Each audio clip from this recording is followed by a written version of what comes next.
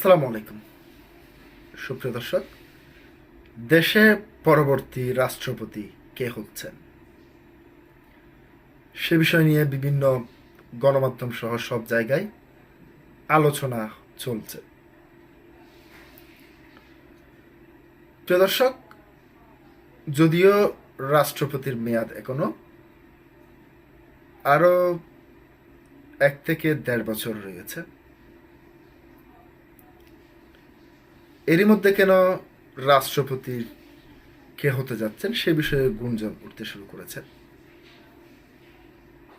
প্রিয় দর্শক, মাত্র সংসদ সদস্যরা শপথ গ্রহণ করলেন, মন্ত্রিসভার বৈঠক অনুষ্ঠিত হয়েছে, সংসদে এখনো পর্যন্ত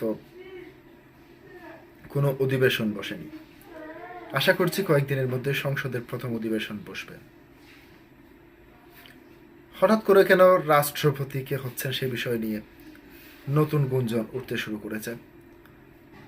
যদিও তারেক রহমান কিংবা বিএনপি নির্বাচনে জয়লাভ করার পর থেকেই বিভিন্ন মহলে আলোচনায় ছিলেন মির্জা ফখরুল ইসলাম আলমগীর এবং খন্দকার মোশাররফ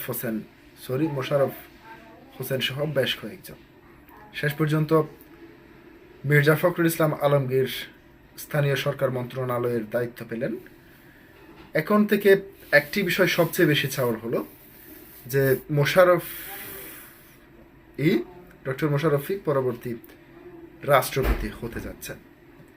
এবার সরাসরি মিডিয়ার সাথে সাক্ষাৎকারে তিনি এ বিষয়টি নাকচ করে দিলেন। কি বলেছেন তিনি, কেন তিনি এই কথা বললেন সেটি আপনাদের সামনে একটু হুবহু তুলে ধরছি। বাংলাদেশের পরবর্তী রাষ্ট্রপতি হিসেবে ডক্টর খন্দকার মোশাররফ হোসেনের নাম আলোচনায় আসার গুঞ্জন নিয়ে মুখ খুলেছেন বিএনপির প্রবীণ এই নেতা। সম্প্রতি একটি বেসরকারি টেলিভিশন চ্যানেলে দেওয়া সাক্ষাৎকারে বিএনপির স্থায়ী কমিটির জ্যেষ্ঠ এই সদস্য এ বিষয়ে নিজের অবস্থান স্পষ্ট করেছেন। সাক্ষাৎকারের সঞ্চালক জানতে চান, দীর্ঘদিন ধরে তার নাম সম্ভাব্য রাষ্ট্রপতি হিসেবে আলোচনায় থাকায় এবং মন্ত্রিপরিষদে তার অন্তর্ভুক্ত না হওয়ার কারণে গুঞ্জন আরও জোরদার হয়েছে। এ বিষয়ে তিনি আনুষ্ঠানিক কোনো প্রস্তাব পেয়েছেন কিনা। জবাবে ডক্টর মোশাররফ জানান, এ বিষয়ে তিনি কিছুই জানেন না এবং এ নিয়ে তিনি ভাবেনও না। তিনি জানান, এর আগে কয়েকটি টেলিভিশন চ্যানেল